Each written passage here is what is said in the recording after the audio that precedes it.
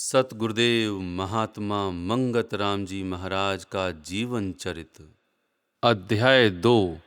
मंत्र दृष्टा। गुरुदेव का जन्म एक कसाल ब्राह्मण परिवार में हुआ था। पिता का नाम पंडित गौरी शंकर और माता का नाम श्री गणेशी देवी। पिता रावलपिंडी के सुप्रसिद्ध धनिक सरदार सुजान सिंह के कार मुख्तियार थे।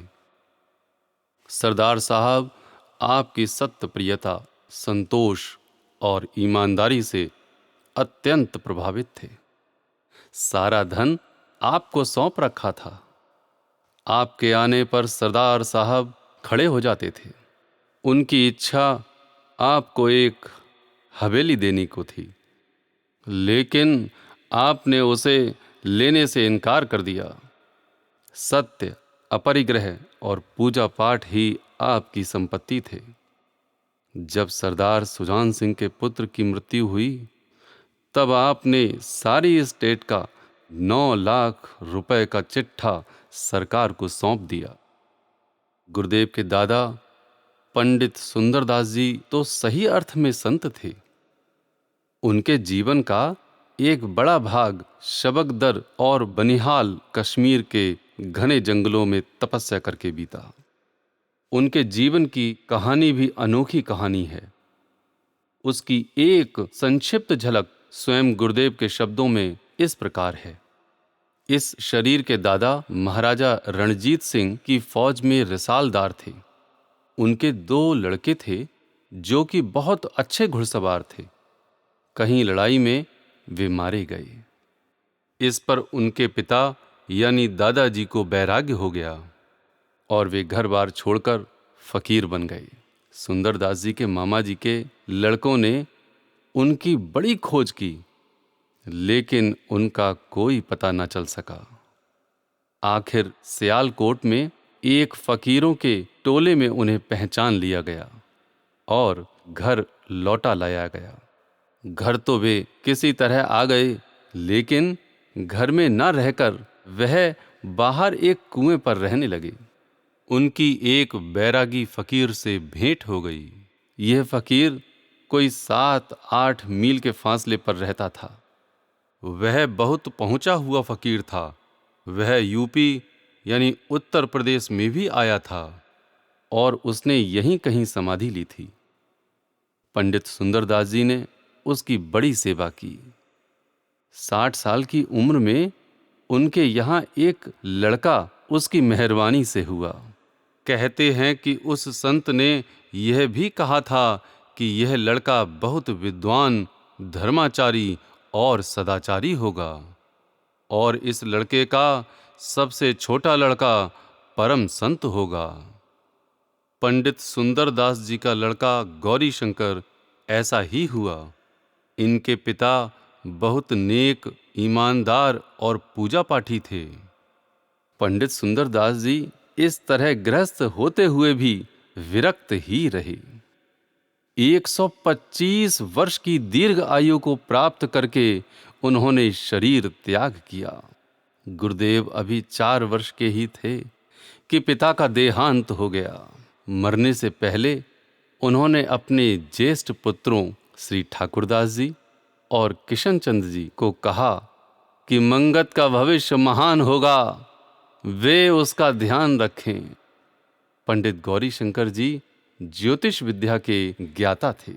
यहाँ बताना उचित होगा कि पंडित गौरी शंकर जी के 2 विवाह हुए थे। पहले विवाह से श्री ठाकुरदास जी और श्री किशन चंद जी का जन्म हुआ था और दूसरे विवाह से श्री गुरुदेव जी और उनकी 2 बहनें श्रीमती करतार देवी और श्रीमती देवकी देवी का जन्म हुआ। सद्गुरुदेव जी सबसे छोटे थे। बालक मंगत में शिशु सुलभ चंचलता का अभाव था। 9-10 मास की अवस्था में भी गुरुदेव में असाधारण गंभीरता थी। आप ना तो चीखते चिल्लाते और ना ही हंसते खेलते। ऐसी गंभीरता चिंता का विषय बन सकती थी, लेकिन आपके पिता आपके भावी जीवन का कुछ अनुमान लगा सके थे। रही माता सो वह तो अपने इकलौते पुत्र के प्रेम में खो गई थीं। पति के देह अवसान के बाद आप उनके जीवन के केंद्र बन गए। आहिस्ता आहिस्ता बालक बढ़ने लगा और उसकी गंभीरता भी बढ़ने लगी। आधी रात के समय जब माँ सो जाती तो आप उठकर चारपाई पर बैठ जाती और ध्यान मग्न हो जाती। माँ की आंख खुलती, देखती मंगत बैठा हुआ है। सोचती शायद डर गया है। बड़े प्यार से सोने को कहती। उस समय तो आप लेट जाते, लेकिन ज्यों ही माँ की आंख लगती आप फिर बैठ जाती। बहुत देर के बाद आपको नींद आती। गुरुदेव की आयु इस समय केवल 5 वर्ष की ही थी। बालक की आंतरिक स्थिति क्या थी जिसके कारण उसकी हंसी खुशी जाती रही, भूख प्यास और नींद विलीन हो गई। गुरुदेव के साधन काल के संबंध में कोई विशेष जानकारी नहीं है। उनके प्रेमी चाहते थे कि उनकी एक प्रमाणिक जीवनी उनके जीवन काल में लिखी जाती, लेकिन इस इच्छा के पूर्ण होने से पहले गुरुदेव परिनिर्वाण को प्राप्त हो गए। इस तरह उनकी आंतरिक स्थिति का हर वर्णन अधूरा ही रह गया। कुछ इखरे विखरे संकेतों से अनुमान भर लगाया जा सकता है, लेकिन उनके अंतःकरण में होने वाली घटनाओं और उतार चढ़ाव को मूर्त रूप दे पाना अब शायद संभव नहीं हो पाएगा।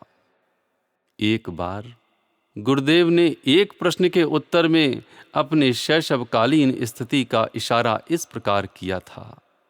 एक जिज्ञासु ने प्रश्न किया, महाराज जी, आपके गुरु कौन हैं? महाराज जी ने उत्तर दिया, बच्चू, इनका गुरु परमेश्वर आप ही हैं। संसार में गुरु धारण करने की जरूरत तब होती है जब अंदर कमी हो। प्रभु ने जागृति बख्शी है। इनका शरीर जब 3 वर्ष का था तब से ऐसी ही हालत है।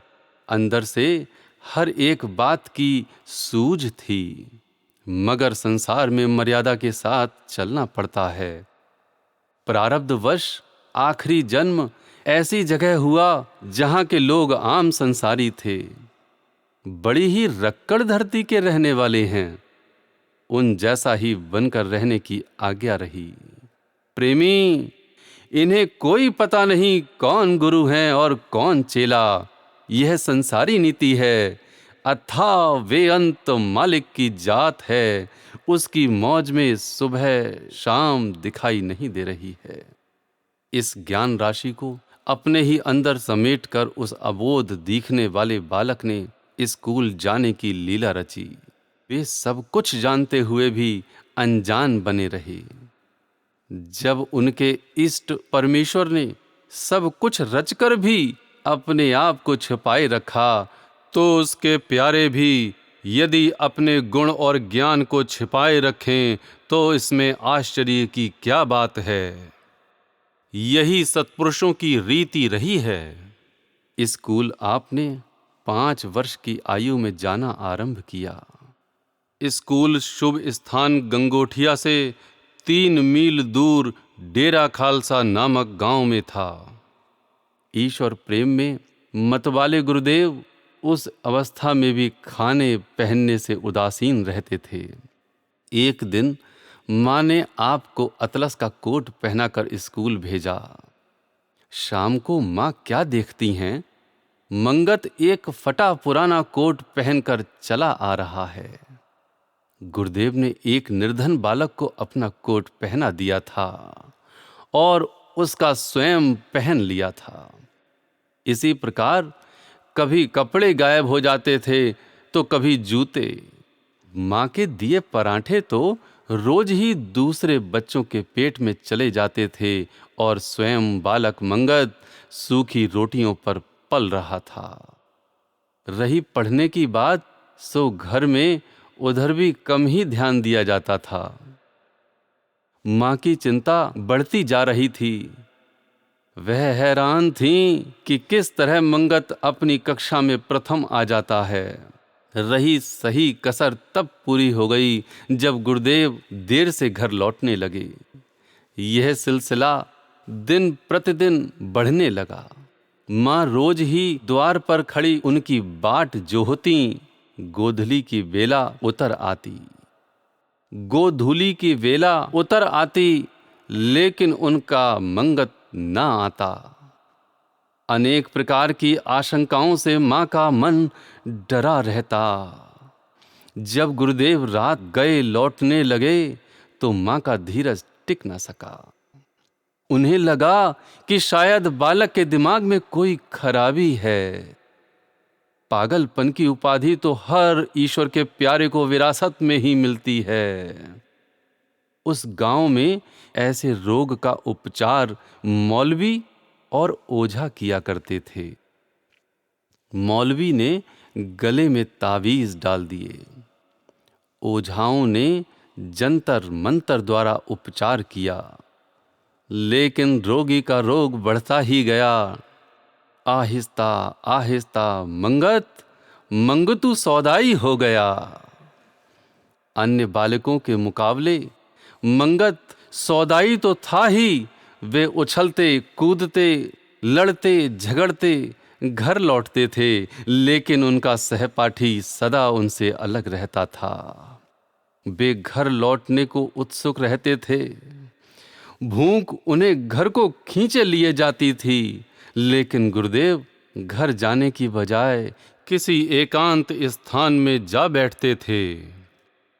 किताबें एक तरफ पड़ी रहती, दिन डूब जाता, अंधेरा होने लगता और तारे निकल आते। घर में माँ उनकी राह देखती और इधर उनका बेटा अपने प्रियतम की राह जोहता। बहुत दिनन को जोहती बाट तुम्हारी राम, जिय तर से तुम मिलन को मन नाही विश्राम। नैना अंतर आव तू निस दिन निरखूं तो ही, कब हरि दर्शन देहुगे सो दिन आवे मोही। ऐसे मतवाले मंगत की तलाश में माँ अधीर होकर घर से निकल पड़ती। गंगोटिया के आसपास का इलाका ऐसा ऊबड़ खाबड़ था कि वहां छिपे आदमी को ढूंढ पाना बहुत मुश्किल था। पास में ही एक घना जंगल था, जिसे पीर ख्वाजा जंगल कहा जाता था। उस जंगल में जाने का लोगों को साहस ना होता था। अक्सर लोग पीर को प्रसन्न करने के लिए बलि दिया करते थे।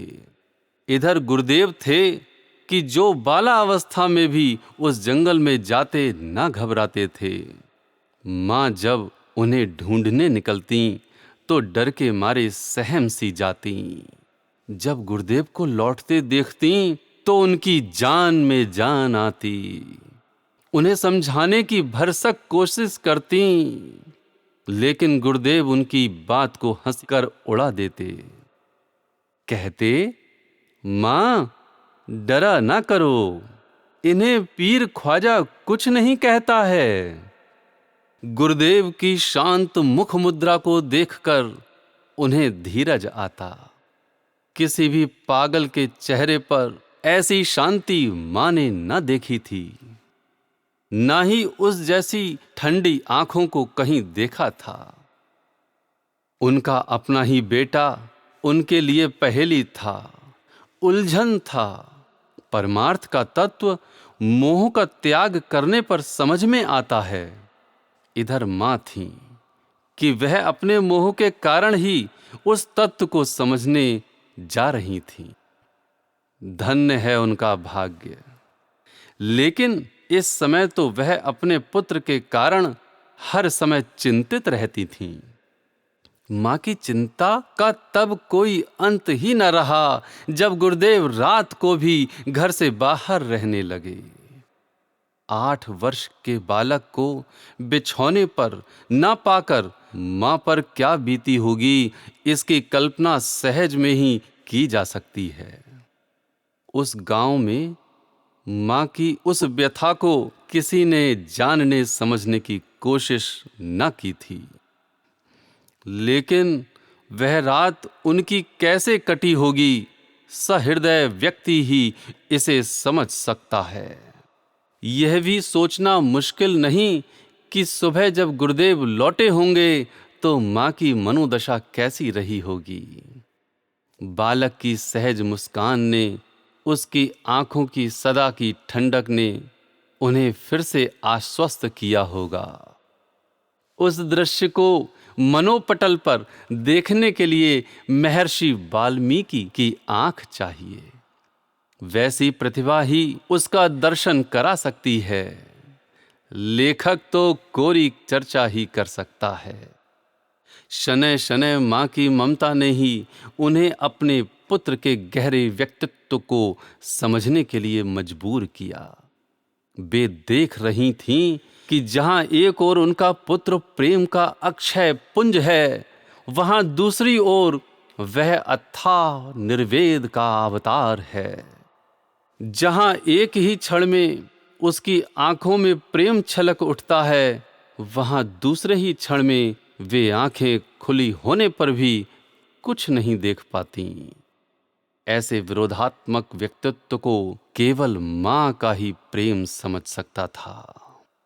अंत में मां ने भी गुरुदेव की स्थिति को समझा और उन्हें बाहर रात काटने की इजाजत दे दी। आधी रात के समय गुरुदेव एक गहरी घाटी में नदी के किनारे एक शिला पर बैठ जाते और मालिक की याद में खो जाते। जीवन पर्यंत उनकी रातें आसमान तले कटती रहीं। बाद में भी जब उनके शिष्य सो जाते थे, तब गुरुदेव बाहर एकांत में जाकर समाधिस्थ हो जाते थे। सर्दी में, गर्मी में, आंधी और बारिश में उनका यह नियम चलता रहा। अपनी सारी आयु में जो रातें उन्होंने छत के नीचे काटी, वे अक्षरशः उंगलियों पर गिनी जा सकती हैं। जब गुरुदेव ने 4वीं क्लास पास कर ली तो वे कल्लर चले गए। यह कस्बा गंगोटिया से 6 मील दूर था। गुरुदेव की बहन श्रीमती करतार देवी की शादी यहीं हुई थी। उन्हीं के यहाँ ठहर कर आगे की शिक्षा आरंभ की। आपका रहन सहन पहले की ही तरह रहा। कपड़ों की कभी परवाह न करते थे। पैरों के जूते भी अक्सर घर में ही पड़े रहते थे। फिर भी अध्यापक गण आपके शील और योग्यता से बहुत प्रभावित थे। कई बार कक्षा में बैठे बैठे आपकी आंखें बंद हो जाती थीं। तब अध्यापक और इनके सहपाठी पढ़ाई का काम छोड़कर इन्हें देखते रह जाते थे। जब आंखें खुलती तब आप झटपट काम शुरू कर देते। स्कूल में अक्सर आपको सदाचार पर उपदेश देने को कहा जाता था। वहां आप लाट पादरी के नाम से प्रसिद्ध थे। लेकिन कोई भी सहपाठी अथवा अध्यापक आपसे मजाक नहीं करता था। कल्लर में भी गुरुदेव की दिनचर्या पूर्ववत ही रही। स्कूल से लौटते ही पढ़ाई का काम करते। इस काम में इन्हें अधिक समय न लगता था। गजब की स्मरण शक्ति थी। जो बात एक बार पढ़ सुन लेते उसे कभी ना भूलते थे। काम खत्म करके आप बाहर किसी एकांत स्थान में चले जाते थे। सांझ को लौट कर ही कुछ नाश्ता करते। अपने बहनोई साहब पंडित साईं दास जी से इनका बहुत प्रेम था। सांझ को उनसे ज्ञान चर्चा होती रहती। रात्रि को जब सब लोग सो जाते तब आप चारपाई पर बैठ जाते।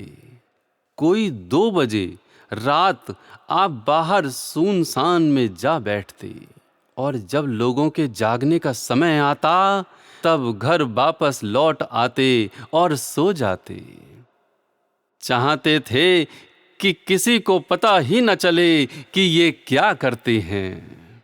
उधर स्कूल में भी आप बहुत विनम्र और विनयशील रहते थे, लेकिन फिर भी आपकी रहनी कथनी अपना प्रभाव डाले बिना न रह सकी। हेडमास्टर रामदास जी का कहना था, मंगत या तो वजीर बनेगा या फकीर। हालात तो ऐसे नजर आते हैं कि यह दुनिया से कोई वास्ता न रखेगा। जब आप 7वीं श्रेणी में पढ़ते थे तब आपने 40 दिन तक कठिन तप किया। 40 संपूर्ण करने के बाद आप बहुत प्रसन्न दिखाई देने लगे, लेकिन शरीर कमजोर हो गया। इतनी छोटी सी आयु में ऐसा कर पाना कोई साधारण बात नहीं थी।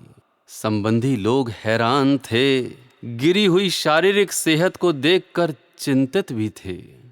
उन्होंने उपचार करने के लिए जोर दिया। उनका मन रखने के लिए आपने दवा लेना शुरू किया। कुछ ही दिनों में आपकी तबीयत ठीक हो गई। कल्लर में एक रात हुई घटना आपने एक प्रेमी को सुनाई थी।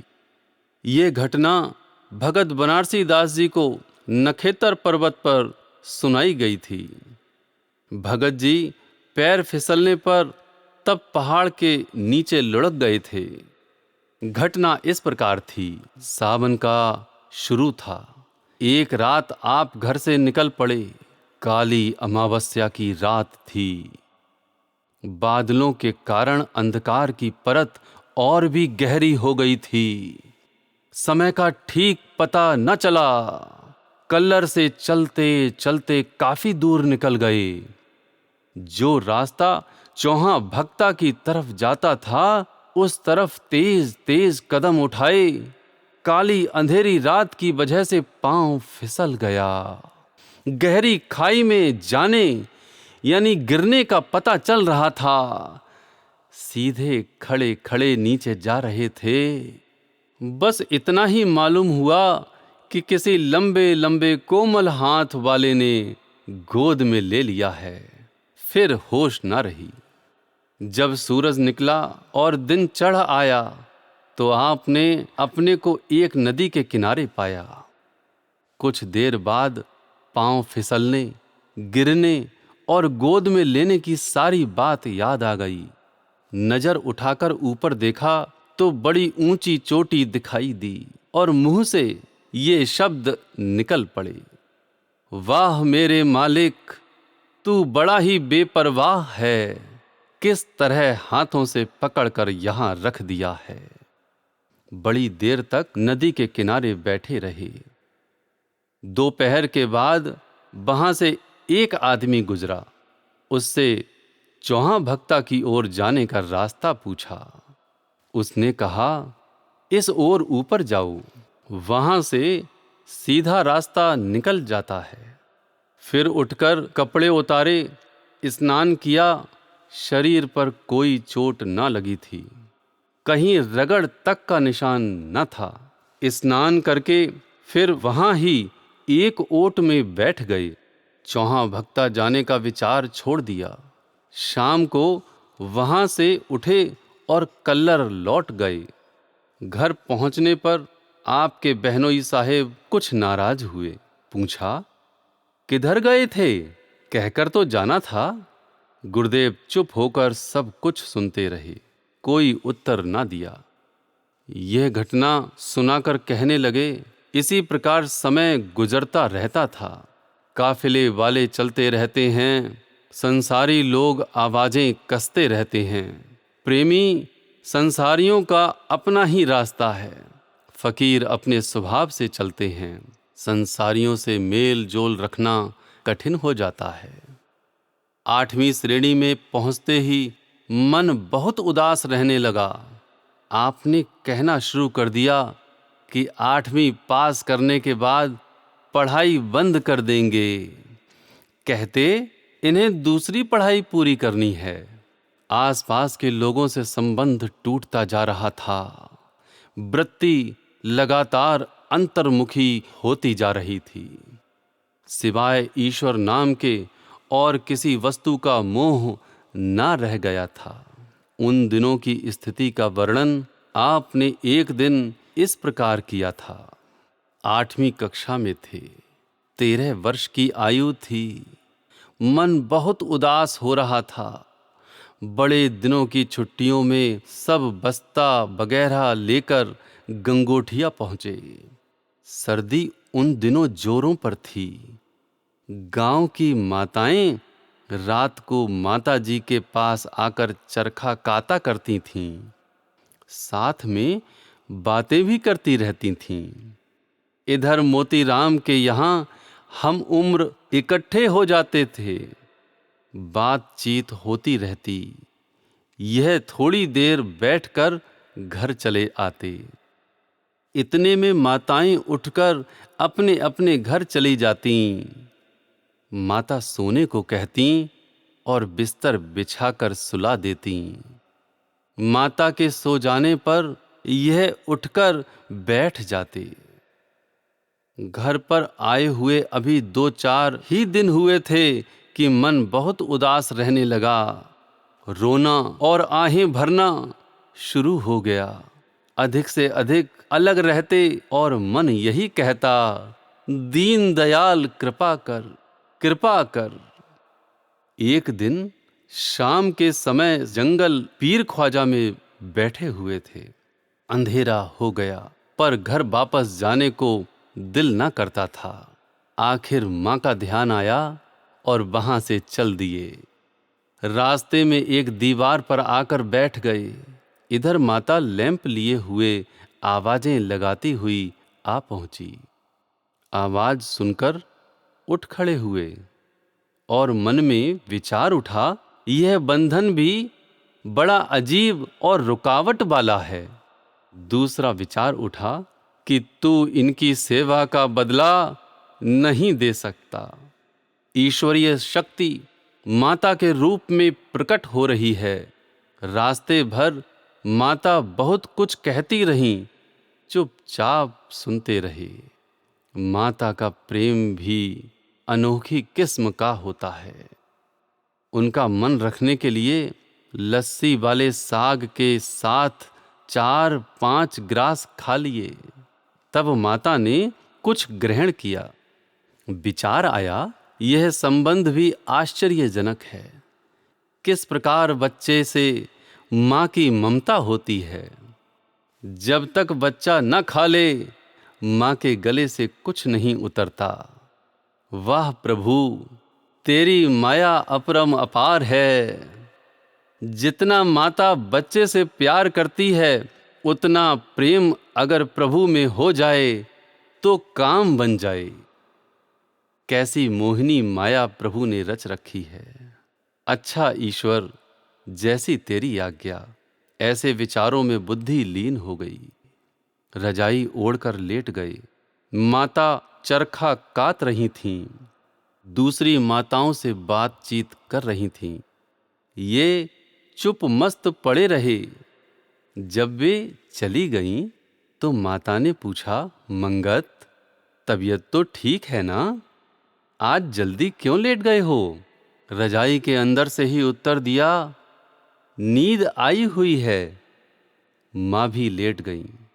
थोड़ी देर के बाद उठकर पास आकर बोली, मंगत, बाजों की आवाज क्यों आ रही है?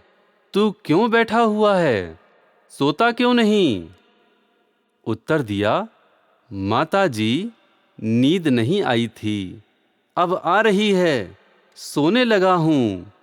कोई बाजे साजे नहीं बज रहे हैं, सपना देखा होगा। उनके सामने फिर रजाई ओढ़कर लेट गई। माता के सोते ही फिर उठ बैठे।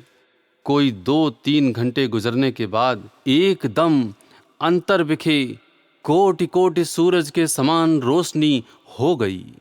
36 किस्म के राग, रागनियां और दमामे बजने लगे। पल पल में अनेक रूपों का अनुभव होने लगा। बाहर की कोई सुध न रही। फिर जोर से आवाज आई, मंगत, यह रोशनी कैसी है? पता नहीं माता ने कितनी बार पूछा होगा, तब इधर से इतना ही कह सके, माता शांत रहो।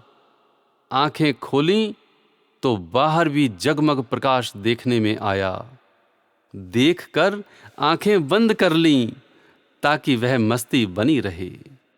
योग मार्ग का गुप्त भेद सामने आ गया। प्रभु की अवगत महिमा ने अज्ञान दूर कर दिया। जन्म जन्मांतर का नक्शा सामने आ गया। सब कुछ तुच्छ अनुभव होने लगा। जिस्म व जान का पूरी तरह निर्णय हो गया। दिन रात जिसकी तड़प थी, वह नित्य गति सामने आ गई। उस वक्त शरीर की आयु 13 वर्ष की ही थी। सन 1916 के अंतिम दिन थे। जन्म जन्म के बिछड़े प्रीतम आन मिले आज। तड़प तड़प के पख मास बिताए, पिया मिलन के काज। साथी तू ही, अविनाशी तू ही, अखंड भी तू ही सहायक, तू ही नित्य संगवासी। अनेक प्रकार की भावनाएं सागर की लहरों की तरह प्रकट होने लगीं। वाह मेरे मालिक, तेरी अपार कृपा है। यह भाव मन में उठा। तभी फिर जोर की आवाज आई, मंगत, यह रोशनी किधर से आ रही है? वृत्ति बहिर्मुखी हुई। कहा, माता, चुप होकर लेटती क्यों नहीं हो? इतना कहना ही था कि सारी माया लोप हो गई। आंखें बंद करके देखा, वैसी ही मौज तारी है। फिर झटपट उठकर देखा, माताजी सो रही हैं। चारपाई छोड़कर पीर ख्वाजा जंगल की तरफ निकल गए। काली घटा छाई हुई थी, जोरों की सर्दी पड़ रही थी। हाथ को हाथ दिखाई न दे रहा था। पांव अपने रास्ते पर पीर ख्वाजा की ओर चल पड़े। सर्दी अंधेरे का अनुभव ही नहीं हो रहा था। जंगल के अंदर एक जगह पानी के पास थोड़ी लोई नीचे ऊपर करके बैठ गए। फिर ना सर्दी रही और ना अंधेरा। प्रभु मेहर में सारी रात गुजर गई। जब खुमारी उतरी तो देखा कि काफी दिन निकल आया है। स्नान भी उस दिन करने का ध्यान न रहा। इन दिनों सुबह 3-4 बजे तरेल नदी के जल में नहा लेते थे। वैसे इधर आना नहीं हुआ करता था। नीचे की ओर जिस स्थान पर बैठा करते थे, वहीं स्नान कर लिया करते थे। पता नहीं उस दिन क्यों इधर आना हो गया। उठकर इधर ही खड़े पानी में नहाकर डेरे पर पहुंच गए। आगे माई भाग धूप में बैठी गीता पढ़ रही थी। जैसा कि उनका नियम था, वहीं बोरी पर बैठकर सुनने लगे। कहा कि आरंभ से फिर पढ़कर सुनाओ। रात को जो महिमा सुनी थी, वैसा ही विचार सुना। विश्वास में और भी अधिक दृढ़ता होने लगी। उसी दिन से उस तत्गत स्वरूप में स्थिति के लिए प्रयत्न होने लगा। एक बार माता भागवंती से इस संबंध में पूछा गया तो उन्होंने यों कहा, भगत मंगत एक दिन उसी समय आए थे जबकि मैं गीता पढ़ रही थी। मुझे याद नहीं कि कौन सा अध्याय था। पहले बैठे सुनते रहे, बाद में उनकी आंखों से आंसू गिरने लगे। मेरा मन भी घबराने लगा, मगर पढ़ती रही। अध्याय जब समाप्त हो गया तो भगत उठकर अंदर चले गए। इतना कहते गए, माता तू भी धन्य है, माँ से इस बारे में कुछ ना कहना। कमरे में चारपाई पर बैठ गए और लोई ओढ़ ली।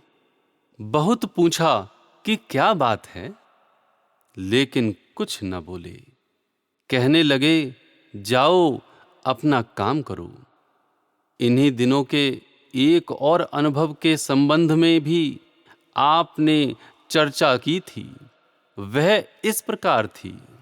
उस रात के तीसरे दिन पानी के किनारे खड्ड में बैठे हुए इस महामंत्र के 3 शब्द ओम ब्रह्म सत्यम प्रकट हुए। दूसरे रोज निरंकार अजन्मा अद्वैत पुरखा, और तीसरे रोज सर्व व्यापक कल्याण मूरत परमेश्वराय नमस्तम प्रकट हुए। रोजाना एक कागज पर नोट करते रहे। फिर जब भी जंगल या एकांत में बैठते, अथाह विचार और अंतर से प्रकट होते, लेकिन किसी के आगे बोलते नहीं थे। अकेले ही समय गुजरता था। जब प्रभु आज्ञा से पहली बार अहमदाबाद जाना हुआ, तब महंत रतन दास जी ने कुछ सवाल किए, जिन पर कुछ बोलना हुआ, जो कि उसने लिख लिया। अब तुमने कुछ प्रेरणा से मौज को निकाला है, लिखने वाले बनो, यहाँ किसी बात की कमी नहीं है। आत्म साक्षात्कार होने के बाद आप ईश्वर प्रेम में इतने डूब गए कि घर के वातावरण में रह पाना आपके लिए कठिन हो गया। मन में आया कि घर बार छोड़कर निकल पड़ो, किसी गुफा में जाकर रहो। लेकिन सियालकोट, जो पाकिस्तान में है, वहां जाने का निश्चय किया।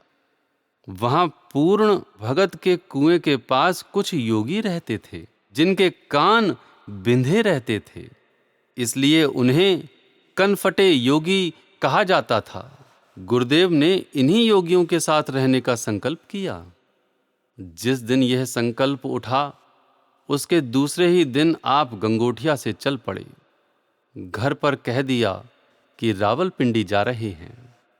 शाम को मंदरा स्टेशन पर पहुंचे और लाहौर जाने वाली गाड़ी पर जा बैठे।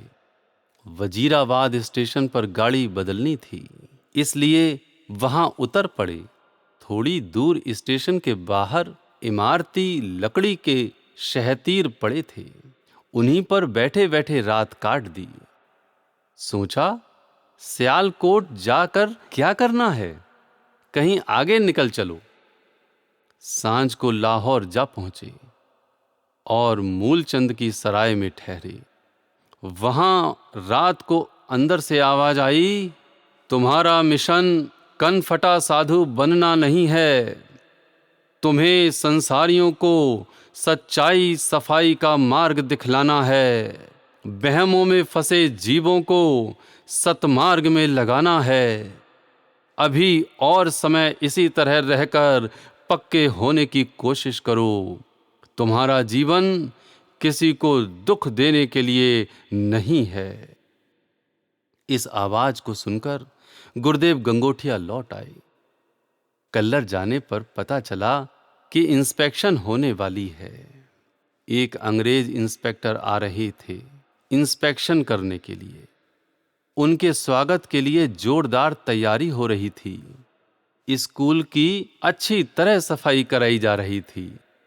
लड़कों को सख्त हिदायत थी कि वे साफ सुथरे कपड़े पहनकर आएं। उन दिनों अंग्रेज अफसरों की क्या धाक थी, इसका अनुमान लगाने के लिए कुछ कल्पना शक्ति की जरूरत है। इतना कह देना ही काफी होगा कि उनके सामने हिंदुस्तानी मात हतों की सांस तक फूलने लगती थी। इसलिए इंस्पेक्शन वाले दिन हर किसी का मन आशंकाओं और कौतूहल से भरा हुआ था। लेकिन उसी दिन जबकि उद्दंड लड़के भी आज्ञाकारिता की मूर्ति बन गए थे, आज्ञाकारी और गंभीर प्रकृति मंगत ही अध्यापकों के लिए सिर दर्द बन गया। आज भी उनका पहनावा पहले जैसा ही था। अध्यापक गण बौखला उठे। लगा कि यह मंगत जरूर उनकी लुटिया डुबोएगा। हेडमास्टर रामदास जी ने हल्की सी डांट लगाई। कहने लगे कि मॉनिटर होने के नाते उन्हें विशेष ध्यान रखना चाहिए था। पहले आप चुपचाप सुनते रहे, फिर कहा, लड़के की इज्जत अच्छी पढ़ाई और नेक चलन से होती है, ना कि चमकीले भड़कीले कपड़ों से। इंस्पेक्टर इनकी अक्ल देखेंगे या इनके कपड़े। यह बात आपने कुछ इस ढंग से की कि हेडमास्टर मुस्कुराकर चले गए। उन्होंने कोई उत्तर न दिया। जब इंस्पेक्टर आए तो उन्होंने सबसे पहले 8वीं क्लास की इंस्पेक्शन की। उन्होंने विभिन्न विषयों पर प्रश्न पूछे, जिनके अच्छे उत्तर उस क्लास ने दिए। अंत में इंस्पेक्टर ने धर्म कथा के संबंध में प्रश्न किया।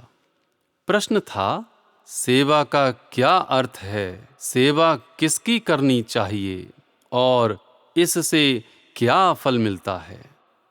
प्रश्न सुनकर अध्यापक और विद्यार्थी उलझ से गए।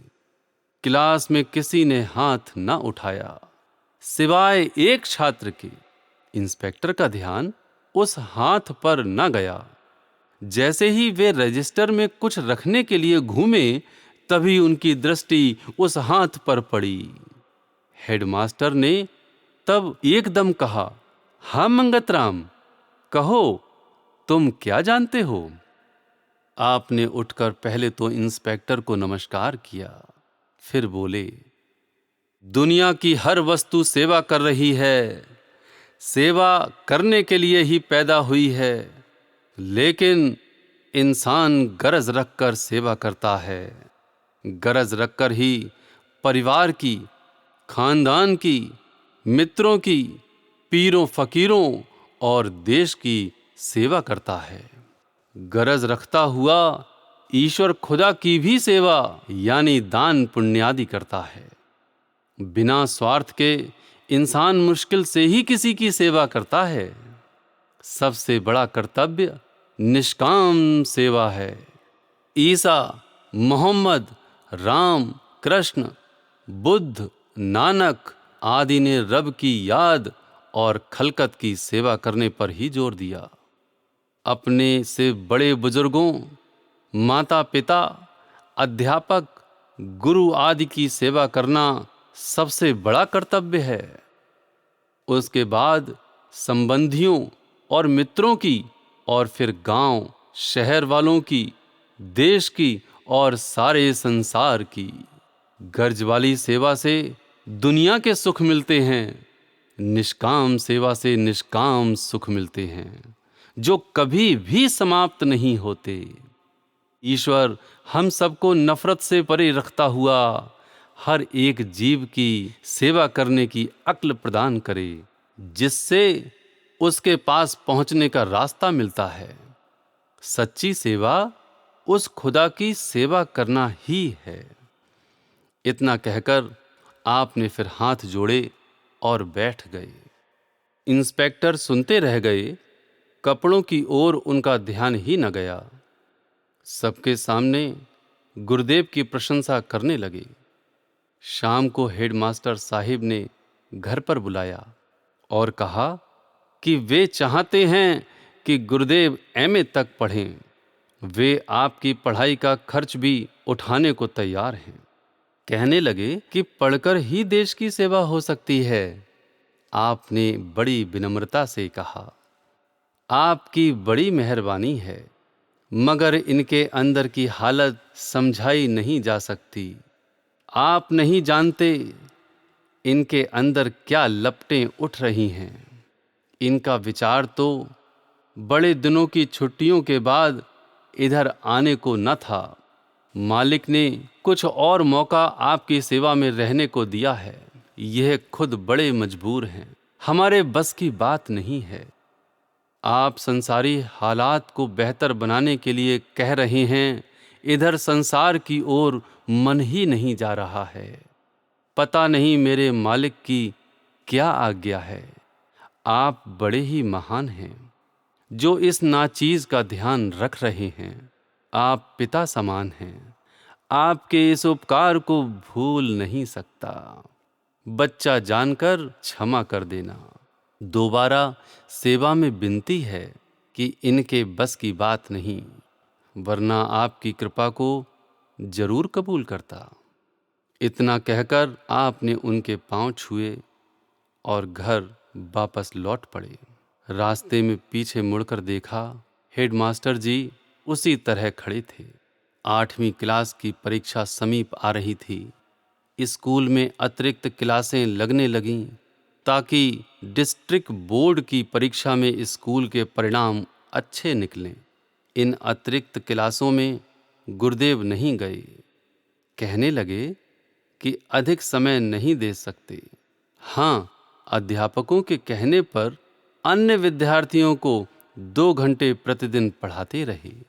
इसी बीच हेडमास्टर साहिब और पंडित साईं दास जी की सिफारिश पर वहां के वेदी बाबा खेम सिंह के 2 पोतों को पढ़ाने के लिए उनके घर गए। बाबा की गुरु गद्दी थी, राजसी ठाठ था, पीरी और अमीरी एक साथ चल रही थी। पहले दिन ही आपके सामने खूब फल, मेवे और मिठाइयां लाकर रखी गईं, लेकिन आपने कुछ न खाया। 2-4 ही दिन में दोनों लड़के पढ़ाई से ऊब गए। कहने लगे, हम तो आपको इसलिए लाते हैं कि आपके दर्शन होते रहें। चलिए घोड़े पर सैर करने चलें, कुछ शुगल हो जाएगा। उत्तर दिया, भाई, अमीर गरीब का क्या साथ है। गुरु होकर भी तुम्हारा राक्षसी स्वभाव बना हुआ है। अपने स्वाद के लिए चिड़ियां मारते फिरते हो और उन्हें दुख दे रहे हो। क्या बाबा नानक की यही शिक्षा है? इनसे प्रेम रखना चाहते हो तो कुछ कुर्बानी करनी पड़ेगी। अपनी खुराक, लिबास और बोलचाल सात्विक करनी पड़ेगी। आगे से इधर नहीं आ सकेंगे। पढ़ना हो तो गरीबों के डेरे पर आ जाया करो, इससे शान कम न होगी। परीक्षा में प्रथम आई। हेडमास्टर साहिब ने पढ़ाई जारी रखने के लिए प्रेरणा दी, लेकिन आप नहीं माने। कहने लगे, संसारी पढ़ाई काफी पढ़ ली है, इनका मुद्दा पूरा हो जाएगा। असली तालीम को पूरा करना है, जिस करके संसार में आना हुआ है। पढ़ना अक्षर एक का और सकल है जाल। जहाँ पढ़ने दुर्मत गई, परगट भये दयाल। वक्त जात है बावरे, रास्ता है बहुदूर। अटपट औखद घाट है, चढ़कर होवे मनूर। पढ़ना एको नाम का और पढ़न दे त्याग। मंगत निश्चल चित्त होवे, प्रेम हरि रस लाग। जिस दिन आपने स्कूल छोड़ा, उस दिन आपके सहपाठी और अध्यापक प्रेम से द्रवित हो गए। वे 3 मील पैदल आपके साथ आए। आपने उन सबको हाथ जोड़कर वापस जाने को कहा। कोई वापस जाने को तैयार न हुआ। सबके सब एक पेड़ के नीचे खड़े रहे। सबकी आंखों में आंसू उमड़ आए थे। यह देखकर आप स्वयं ही हाथ जोड़कर चल पड़े। जब काफी दूर चले आए तो आपने मुड़कर क्या देखा कि आपके साथी और अध्यापक अब भी वहीं पर खड़े हैं। ओम ब्रह्म सत्यम सर्वाधार।